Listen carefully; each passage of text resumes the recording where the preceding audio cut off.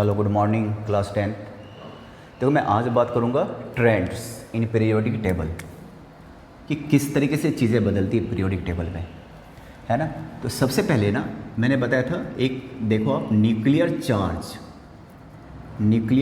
या nuclear force of attraction, nuclear force of attraction, है ना। अब न्यूक्लियर में क्या होता है?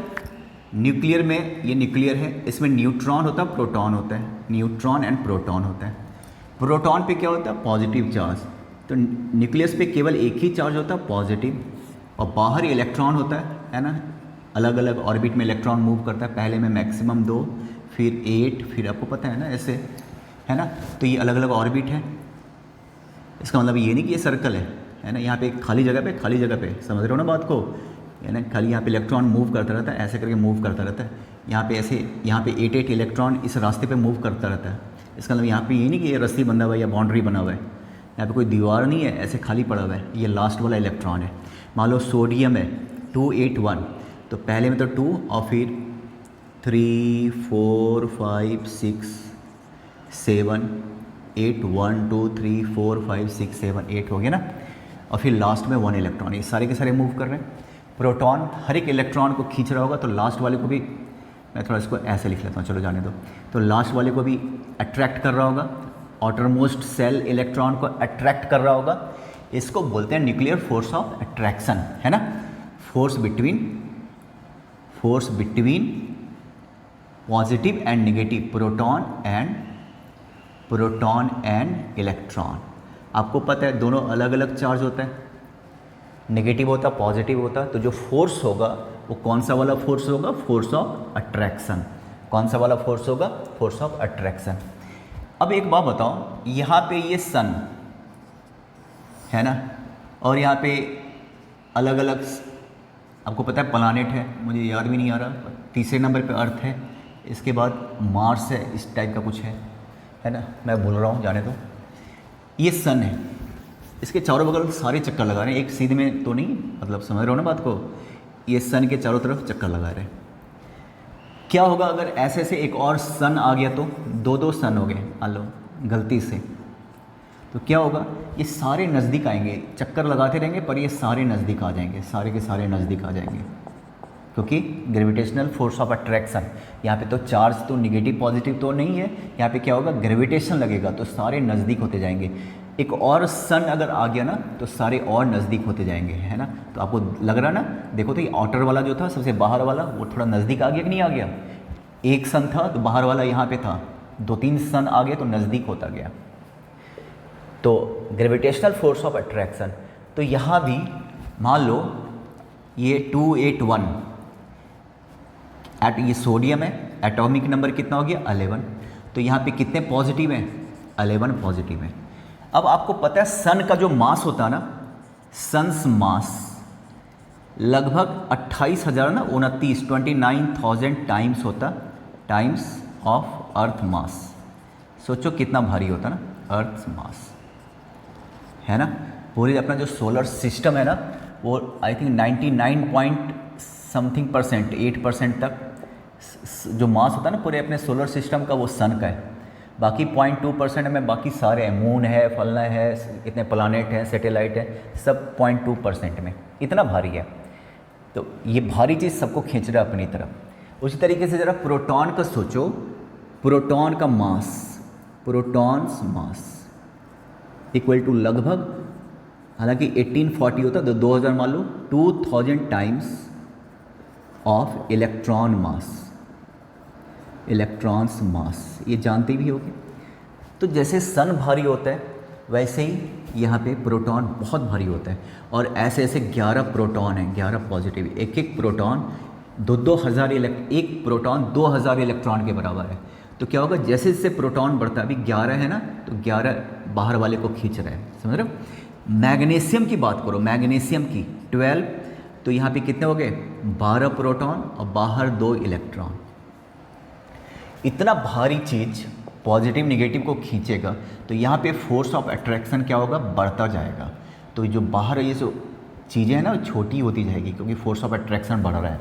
अगर मान लो यहाँ पे क्लोरीन होता, क्लोरीन क्लोरीन 17, तो यहाँ पे कितने प्रोटॉन हो गए? 17 प्रोटॉन। अब बाहर 7 इलेक्ट्रॉन, पता है ना 287।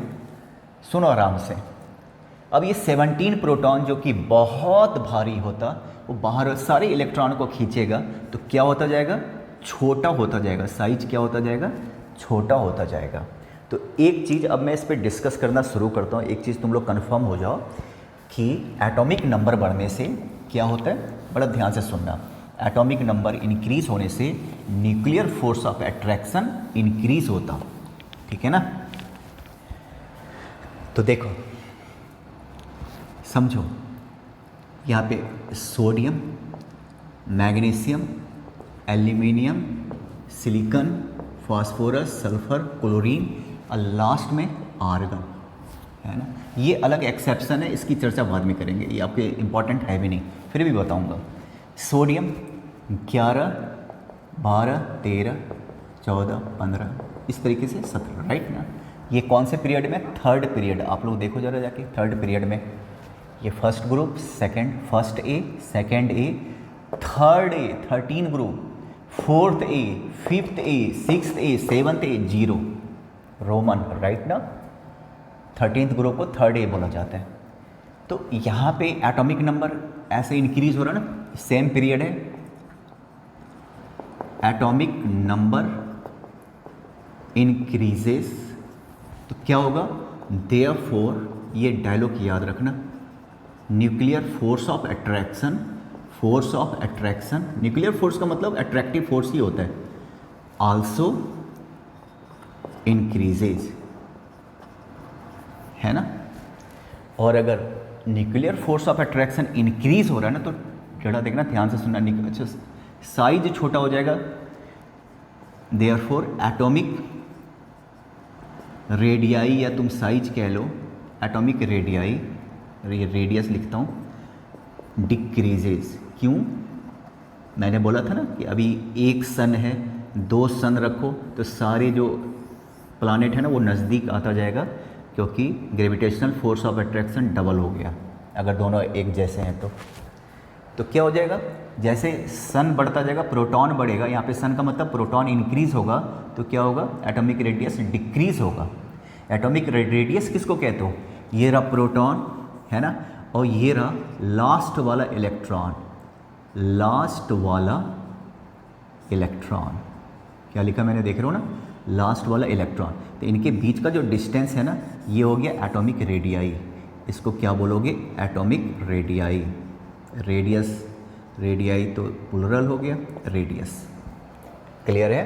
और ये जो जिस रास्ते पे लास्ट वाला, ये जो रास्ता है ना, ये जो साइज है ना, यहाँ से लेके यहाँ तक ये जो पूरा साइज है ना, इसको बोलते हैं एटॉमिक साइज। एटॉमिक साइज, है ना। तो खाली यहाँ पे मास रहता है, बाकी कोई सर्कल नहीं रहता, बस प्रोटॉन मूव करता रहता है, बहुत सारा जगह खाली रहता है। ये लास्ट वाला इलेक्ट्रॉन है, यही इसका एटॉमिक साइज हो गया। किसी का लास्ट वाला इलेक्ट्रॉन यहाँ पे है तो ये पूरा का पूरा एटॉमिक साइज कहलाएगा। तो इसका मतलब ये नहीं कि कोई रास्ता बना हुआ है, किसी ने रस्सी बांध करके रखा हुआ है, किसी ने दीवार बना के रखा हुआ है, ऐसा नहीं है। बस ये रास्ता है, जैसे सन के चारों तरफ मून, अर्थ वगैरह मूव करता रहता है, बिल्कुल यही सिस्टम यहाँ भी लगता है। समझ रहे हो? इसको समझो। तो ये मैंने थर्ड पीरियड में देखो क्या हुआ, है ना। इसी तरीके से मैं सेकेंड पीरियड की बात कर लेता हूँ। सेकेंड पीरियड, है ना, शुरुआत होती है भाई लिथियम से, बेरिलियम से, boron, carbon, nitrogen, oxygen, fluorine, argon. Argon जो कि 0 ग्रुप का, इसका अलग ही स्वैग है भाई, इसका बता रहा हूँ। अब यहाँ पे 3, 4, 5, 6, 7, 8, 9, 10, है ना। बताओ यहाँ पे नंबर ऑफ सेल्स कितने हैं, इसमें छिलके कितने हैं? नंबर ऑफ सेल्स, इसका क्या होता है? 281, 282, 283, 284, 285। तो नंबर ऑफ 3 ही है ना, जैसे 281, LMN, तीन ही सेल है। इस वाले सेकेंड पीरियड में देखो आप, इसका क्या होता है? 21, इसका क्या होता है? 22, है ना, सबका। इसका क्या होता है? 28। इसमें नंबर ऑफ सेल्स कितने हो गए? नंबर ऑफ सेल्स कितने हो गए? नंबर ऑफ सेल्स हो गए 2। तो सेल्स सब में सेम है, एटॉमिक नंबर इंक्रीज हो रहा है, तो क्या होगा? इधर atomic number atomic number increases, तो दिमाग में एकदम डाल लीजिए एक बात, देयरफॉर क्या, चलो न्यूक्लियर फोर्स, और वो अट्रैक्टिव फोर्स होता है, nuclear force also increases, nuclear force also increases. तो पीरियड में क्या होता है, अगर आप पीरियड की बात करो, पीरियड की सेम पीरियड मैं लिख लेता हूँ, बाकी क्वेश्चन बहुत डिस्कस कराने वाला हूँ लाइव आके। सेम पीरियड में जैसे ही तुम इधर जाओगे एटॉमिक नंबर बढ़, छिलके सेम है, छिलका का मतलब नंबर ऑफ से, 3 छिलका, इसके भी 3 छिलका, 3 छिलका, 3 cover, 3 cover, 3 cover, 3 cover, 3 cover, बाहर वाले कवर में इलेक्ट्रॉन मूव कर रहा है, इसमें 11 प्रोटॉन, 11 सूर्य, 12 सूर्य, 13 सन, 14 सन, भारी भारी 15 इलेक्ट्रॉन से 2000 गुना 16 प्रोटॉन, इलेक्ट्रॉन से 2000 गुना 17 प्रोटॉन। वो अलग एक्सेप्शन है वो, क्योंकि वो स्टेबल है, उसको अभी रहने दो, बाद में डिस्कस करेंगे। तो इतने भारी भरकम चीज़ अगर खींच रहा है इलेक्ट्रॉन को, तो क्या होगा, न्यूक्लियर फोर्स ऑफ अट्रैक्शन बढ़ेगा, साइज छोटा होता जाएगा, उसकी भी चर्चा बाद में करेंगे साइज का, समझ रहे हो। अब देखो, सबसे पहले न्यूक्लियर फोर्स ऑफ अट्रैक्शन की बात कर लेते हैं। अब आता हूँ ग्रुप में, है ना, मैं अल्कली ग्रुप की बात कर लेता हूँ, फर्स्ट ग्रुप, अल्कली ग्रुप की बात कर लेता हूँ। देखो फर्स्ट ए, हाइड्रोजन तो पता है एक्सेप्शन है, तो कोई नहीं, lithium, sodium, potassium, rubidium, calcium, इतना फिलहाल याद रखो, 1 3 11 19, इसका क्या होगा, इसका 1 ही होगा। इलेक्ट्रॉनिक कन्फिग्रेशन एक ही सेल है, इसका 2 सेल है, 2 8 1, 3 सेल है, 2 8 8 1, 4 छिलके हैं, 4 कवर है, 4 सेल्स है। तो जरा एक बात बताओ, हाइड्रोजन का देखिए, हाइड्रोजन का सबसे छोटा एटम यही है, ये रहा, एक प्रोटॉन, न्यूट्रॉन इसमें होता ही नहीं है, 1H1 में, खैर जाने दो।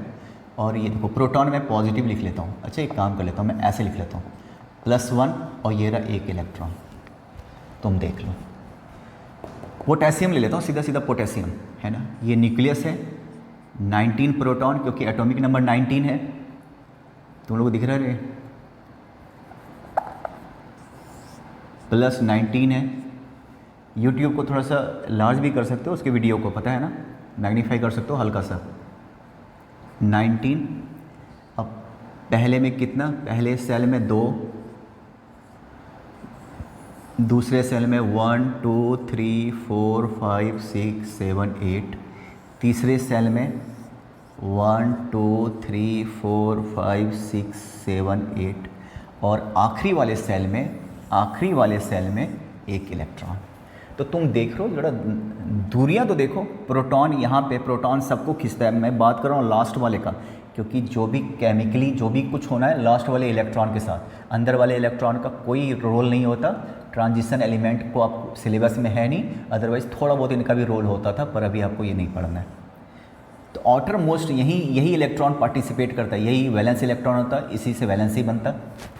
तो दूरी बढ़ गया कि नहीं बढ़ गया, क्यों, यहाँ पे सेल्स इंक्रीज हो रहा है। तो ग्रुप में क्या होता है, from top to bottom, group में ये देखो टॉप टू बॉटम जा रहा हूं मैं, टॉप टू बॉटम, है ना, क्या होता है, number of shells increases, therefore nuclear force decreases. और आपको पता है न्यूक्लियर फोर्स क्या होता है, हमेशा attraction, nuclear force of attraction, चुंबक यहाँ पे, लोहा यहाँ पे, फोर्स ऑफ अट्रैक्शन तुम देख लो। अब चुंबक यहाँ पे, मैग्नेट, लोहा यहाँ पे, तो फर्क नहीं पड़ेगा। अब ये मत कहना कि सर एटॉमिक नंबर तो इंक्रीज़ हो रहा है, पर एटॉमिक नंबर इंक्रीज़ हो रहा है, पर सेल्स भी तो इंक्रीज़ हो रहा है। कहाँ पे, अगर सेल्स 3 ही, मान लो 3 ही सेल्स होता ना, फिर तो समझ में आता है। यहाँ पे सेल्स बढ़ता जा रहा है, दूरियाँ वैसे ही बढ़ती जा रही है। तो ग्रुप में टॉप टू बॉटम, ऊपर से नीचे आने पे क्या होता है, नंबर ऑफ सेल्स इंक्रीज होगा, तो न्यूक्लियर फोर्स क्या होगा, डिक्रीज होगा। ये याद रखना, तुम समझ रहे हो, ये चीज़ आप याद रखिएगा, क्योंकि यहाँ पे सेल्स मायने रखता है। अब जरा देखो,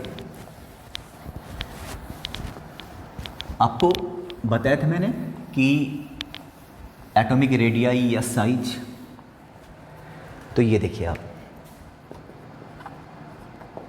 इन पीरियड, लेफ्ट टू राइट। तुम देखना शुरू करो, हाइड्रोजन के बाद हीलियम, लिथियम के बाद बेरिलियम, बोरॉन, ये सब आता कि नहीं आता, लेफ्ट से राइट। क्या होता है, एटॉमिक नंबर इंक्रीज होता, पता है ना, एटॉमिक नंबर इंक्रीजेस। तो क्या ऑब्जर्वेशन क्या था, पहला nuclear force of attraction, nuclear force of attraction होता है, nuclear force of attraction, nuclear force हमेशा अट्रैक्टिव फोर्स होता है, बताने की जरूरत नहीं है। फोर्स आल्सो इंक्रीजेज, ठीक है। तो अगर न्यूक्लियर फोर्स इंक्रीज हो रहा है तो साइज क्या होगा, साइज डिक्रीजेज, याद रखना, साइज डिक्रीजेज। और एक होता है इलेक्ट्रो पॉजिटिविटी, इलेक्ट्रो पॉजिटिविटी, इसको भी समझिए भाई। इलेक्ट्रो पॉजिटिविटी का मतलब पिछले वीडियो में मैंने बताया था, टेंडेंसी टू लूज इलेक्ट्रॉन।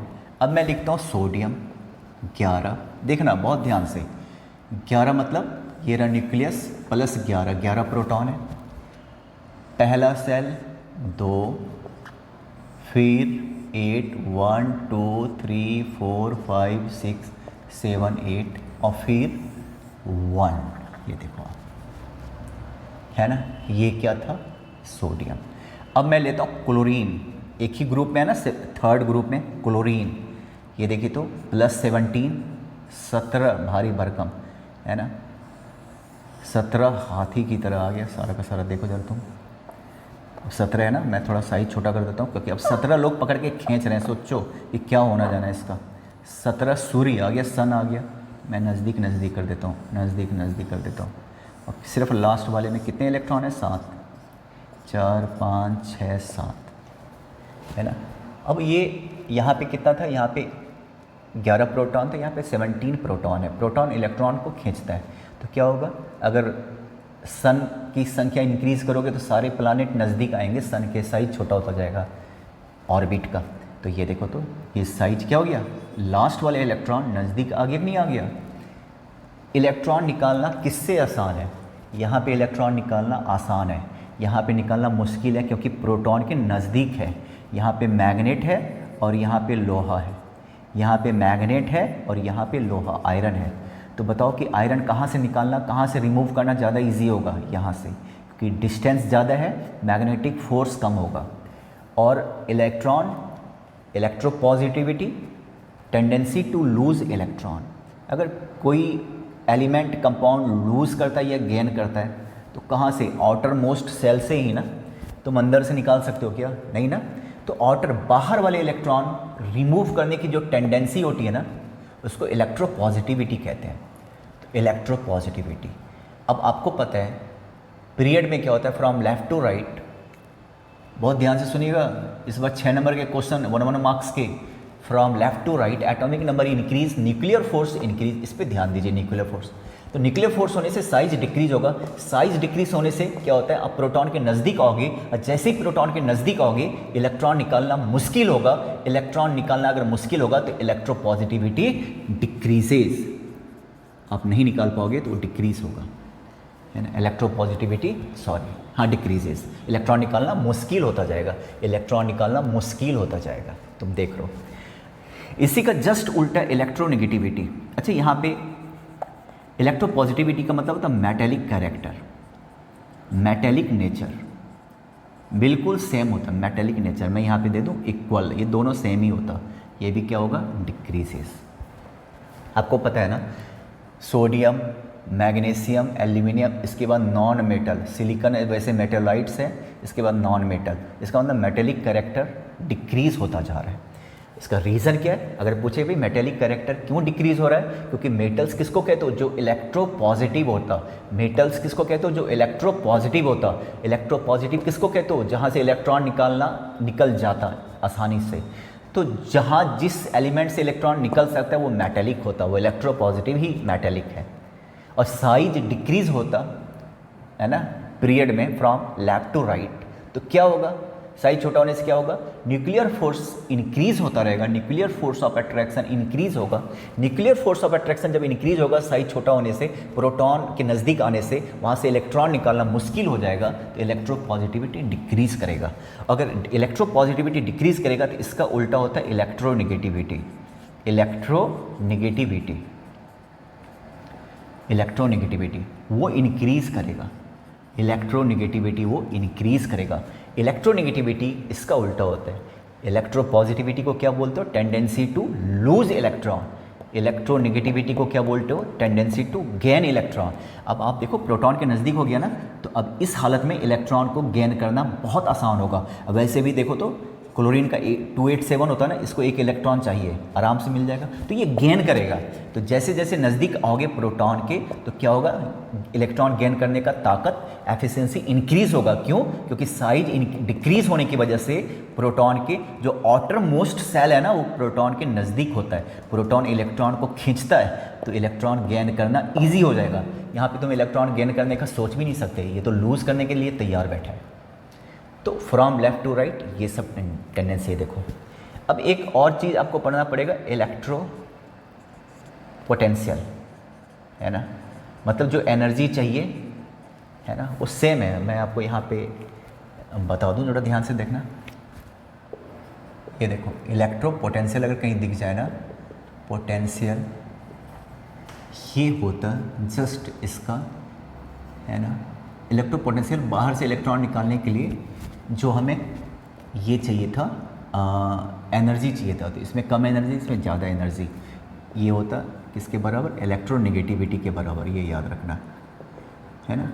हालांकि ये आपको दिखाई देगा नहीं, आपके सिलेबस में है भी नहीं, तो फिर भी इलेक्ट्रो पोटेंशियल मीन्स इलेक्ट्रोनेगेटिविटी। अब ये तो पीरियड में हो गया, इसको मैं डिस्कस करूँगा तो बड़ा सारा चीज़ क्लियर होगा।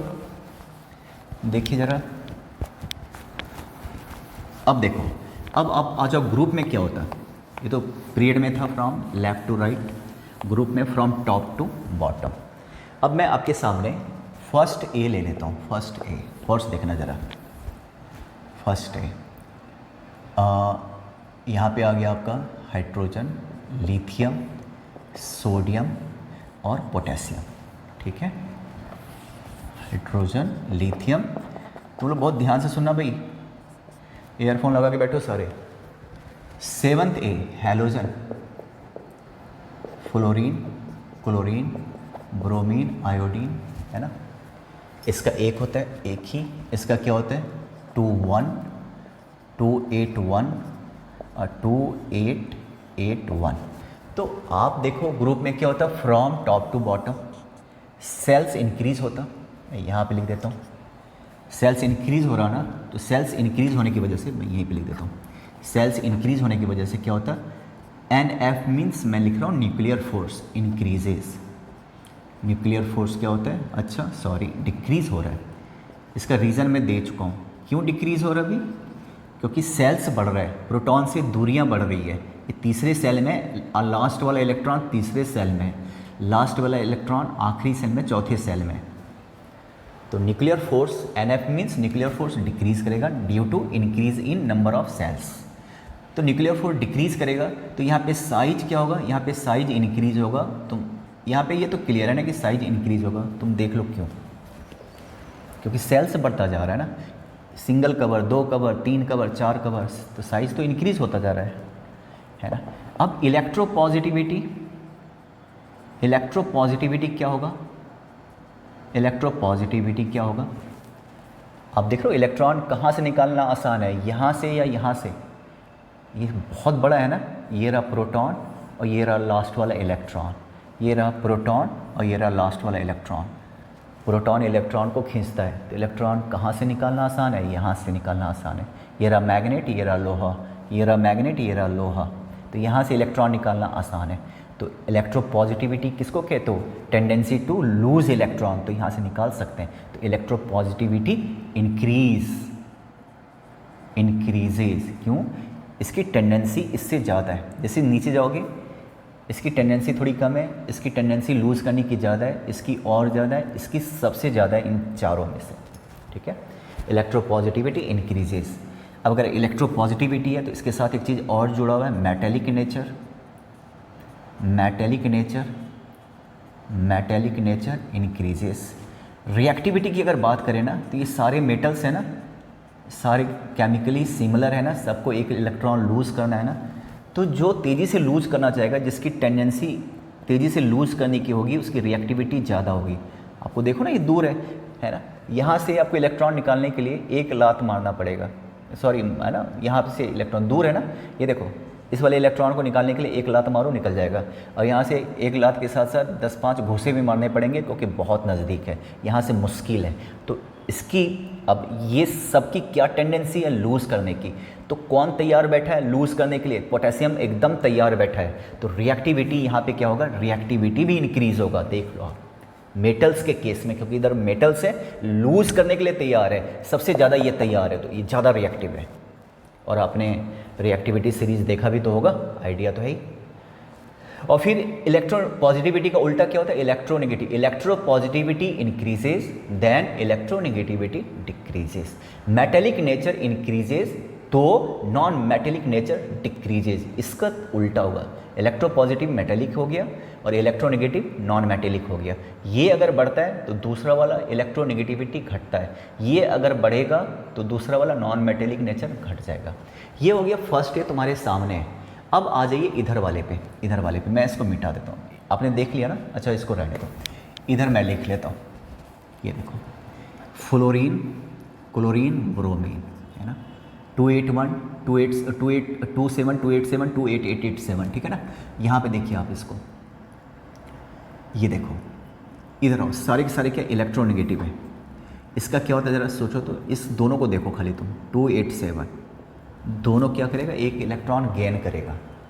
साइज पहले तो टॉप टू बॉटम है ना, तो एक बात बताओ न्यूक्लियर फोर्स क्या होगा, मैं ऐसे लिख देता हूँ, ऐसे लिख लेता हूँ, अंदर की तरफ नीचे की तरफ, इसका मतलब क्या होगा, डिक्रीज़ हो रहा है ना। न्यूक्लियर फोर्स क्यों डिक्रीज़ हो रहा है, क्योंकि साइज बढ़ता जा रहा है। देख रहे हो 1 सेल 3 सेल है ना, इसके 4 सेल, तो साइज बढ़ता जा रहा है। देखो तो न्यूक्लियर फोर्स, प्रोटॉन से दूरी बढ़ती जा रही है ना, मैग्नेट और लोहा वाला बात याद रखना, वही न्यूक्लियर फोर्स है, मैग्नेटिक फोर्स ही न्यूक्लियर फोर्स है, ठीक है।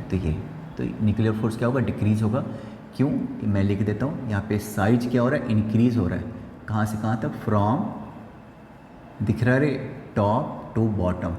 इस पर भी बहुत डिस्कस करने वाले हैं, तो एक एक चीज़ क्लियर हो जाएगा, लेकिन एक बार आपको ध्यान से देखना पड़ेगा। ऊपर से नीचे जाओगे साइज इंक्रीज़ होगा, क्योंकि छिलके बढ़ते जा रहे हैं, 2 छिलका 3 छिलका 4 छिलका 5 छिलका, साइज बढ़ता जाएगा क्योंकि सेल्स बढ़ते जा रहे हैं। के सेल, एल सेल, के एल एम एन बढ़ता जाएगा न्यूक्लियर फोर्स।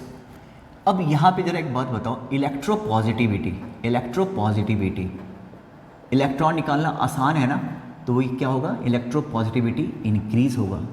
जैसे यहाँ पे हुआ था ना, मैं यहाँ पे ऐसे लिख लेता हूँ, देखो यहाँ पे ये क्या हो जाएगा, ये डिक्रीज़ होगा, साइज क्या हो जाएगा, इंक्रीज़ होगा।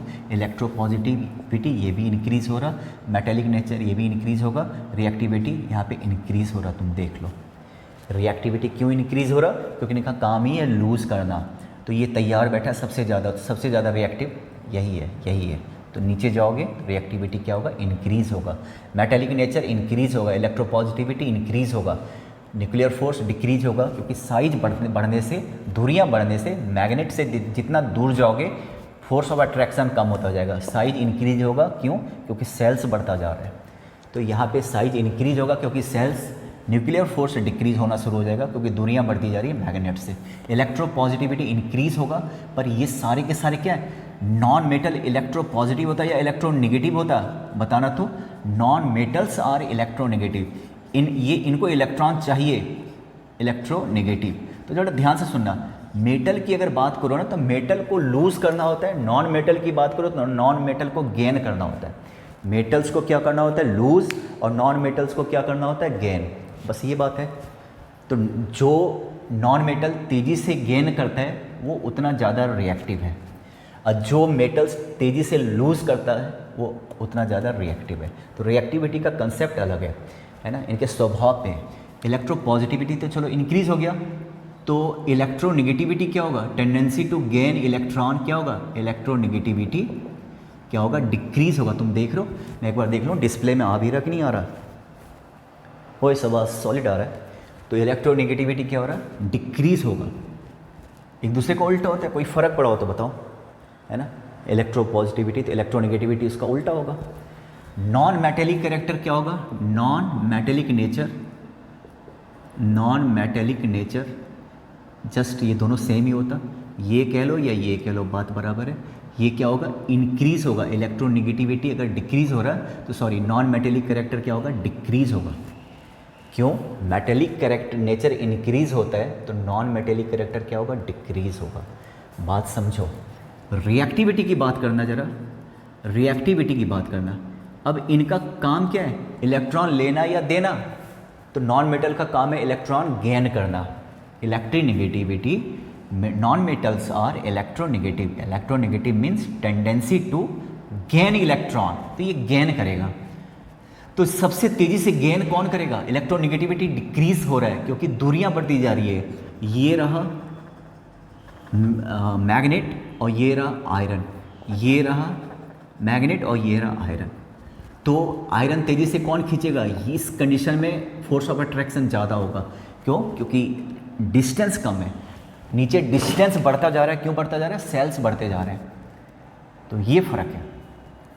तो सुनो, नॉन मेटल इलेक्ट्रॉन खींचता है, साइज में सबसे छोटा ये है, प्रोटॉन के नज़दीक ये है, तो इसकी टेंडेंसी होगी इलेक्ट्रॉन खींचने की। तो नॉन मेटल के केस में ये ज़्यादा, इन केस तो रिएक्टिविटी की बात करो ना, तो रिएक्टिविटी डिक्रीज होगा। यहाँ पे मेटल्स के केस में क्या था, रिएक्टिविटी इंक्रीज हो रहा था क्योंकि इनका काम था लूज करना, सबसे ज़्यादा लूज करने के लिए ये तैयार बैठा है, इसलिए ज़्यादा रिएक्टिव है। और अगर इसकी बात करो ना, नॉन मेटल की बात करो, तो नॉन मेटल में जो ऊपर है वो सबसे ज़्यादा रिएक्टिव है। बाकी कोई फ़र्क नहीं पड़ा। इलेक्ट्रोपॉजिटिव का सेम टेंडेंसी है, इलेक्ट्रोनेगेटिविटी का यहाँ भी सेम टेंडेंसी है, मैंने लिखा नहीं, इसका उल्टा ही होगा। मेटेलिक नेचर का भी सेम ट्रेंड है ना, नॉन मेटेलिक नेचर का भी सेम ट्रेंड है। रिएक्टिविटी पे फ़र्क है कि वो डिपेंड करेगा कि किधर है। तो तुम बड़े ध्यान से सुनना जरा, बहुत ध्यान से ज़रा देखो, है ना। इसको याद रखने का तरीका क्या है, देखो यहाँ पे दो एग्जाम्पल ले लो, एक लिथियम ले लो, मेटल्स है, और एक आप ले लीजिए पोटेशियम। यहाँ पे नॉन मेटल, ये मेटल्स वाले कॉलम में इसको रिप्रेजेंट कर रहा हूँ मेटल्स, नॉन मेटल में मैं हेलोजन वाले को ले रहा हूँ नॉन मेटल्स, नॉन मेटल्स, ठीक है। ये देखो यहाँ पे मैं ले रहा हूँ फ्लोरीन और यहाँ पे ले रहा हूँ क्लोरीन, यही दो ले लेता हूँ, चलो, है ना। इसका होता है 2 1, इसका होता है 2 8 8 1, इसका होता है 2 7, इसका होता है 2 8 7, है ना। तो यहाँ पे क्या हो गया, potassium is more reactive than lithium, नीचे वाला ज़्यादा रिएक्टिव है। पर यहाँ पे क्या हो गया, नॉन मेटल के केस में fluorine is more reactive than chlorine, है ना। क्यों, क्योंकि मेटल्स क्या होता है, मेटल्स इलेक्ट्रो पॉजिटिव होता, मेटल्स क्या होता है, इलेक्ट्रो पॉजिटिव होता, पॉजिटिव होता। तो जो जितना इलेक्ट्रो पॉजिटिव उतना रिएक्टिव। यहाँ पे क्या है, इलेक्ट्रो पॉजिटिविटी के केस में आप लोग कहीं पे लिखना हो तो लिख लेना, sodium is more electropositive than lithium in case of electropositive nature. तो इलेक्ट्रो पॉजिटिव है तो हम ये भी कह सकते हैं कि सोडियम नहीं, potassium, potassium is more metallic, जो इलेक्ट्रो पॉजिटिव है वही मेटेलिक है, जो जितना इलेक्ट्रो पॉजिटिव होगा उतना ज़्यादा मेटेलिक होगा। आपने रिएक्टिविटी सीरीज़ देखा था ना, वो इलेक्ट्रो पॉजिटिविटी सीरीज़ था। तो ये हो गया। नॉन मेटल्स क्या होता है, नॉन मेटल्स क्या होता है, इलेक्ट्रोनेगेटिव। नॉन मेटल्स क्या होता है, इलेक्ट्रोनेगेटिव। एंड इनफैक्ट ये दुनिया का सबसे ज़्यादा इलेक्ट्रोनेगेटिव कोई अगर है, फ्लोरीन। सारे एलिमेंट्स में, दुनिया में जितने भी एलिमेंट्स हैं, सबसे ज़्यादा इलेक्ट्रोनेगेटिव क्या होता है, फ्लोरीन। इससे ज़्यादा इलेक्ट्रोनेगेटिव कोई है ही नहीं। अगर किसी को इलेक्ट्रॉन खींचने की टेंडेंसी देखनी है तो फ्लोरीन से ज़्यादा किसी में है ही नहीं। इलेक्ट्रॉन खींचने की टेंडेंसी, इलेक्ट्रोनेगेटिविटी, समझ रहे हो। तो फ्लोरीन ज़्यादा क्योंकि ये नॉन मेटल, इनका काम है इलेक्ट्रॉन खींचना, तो फ्लोरीन इज मोर इलेक्ट्रोनेगेटिव, बल्कि इज़ द मोस्ट इलेक्ट्रोनेगेटिव। आप क्या कंपेयर करोगे क्लोरीन से, ये तो मोस्ट है, किसी से भी कंपेयर करो, फ्लोरीन से ज़्यादा इलेक्ट्रोनेगेटिव कोई है ही नहीं। तो अगर तुम रिएक्टिविटी की बात करो तो जिनका काम है इलेक्ट्रॉन खींचना, तो जो जितना तेज़ी से इलेक्ट्रॉन अट्रैक्ट करेगा, गेन करेगा, वो ज़्यादा रिएक्टिव होगा। तो रिएक्टिविटी क्या है, ये देखो, fluorine is more reactive than chlorine. ये रिएक्टिविटी का सीन है। क्लियर है? पहले इसको ढंग से देखना, फिर हम इस पर न्यूमेरिकल्स प्रैक्टिस करवाएंगे, क्वेश्चंस। इस पर काफ़ी क्वेश्चंस प्रैक्टिस करवाऊंगा, ठीक है? एक क्वेश्चन वगैरह लाऊंगा, फिर इसको प्रैक्टिस करवाऊंगा, तो इसको आप अच्छे से देख लेना, ठीक है? इसको कम से कम 2 बार देख लेना। चलिए।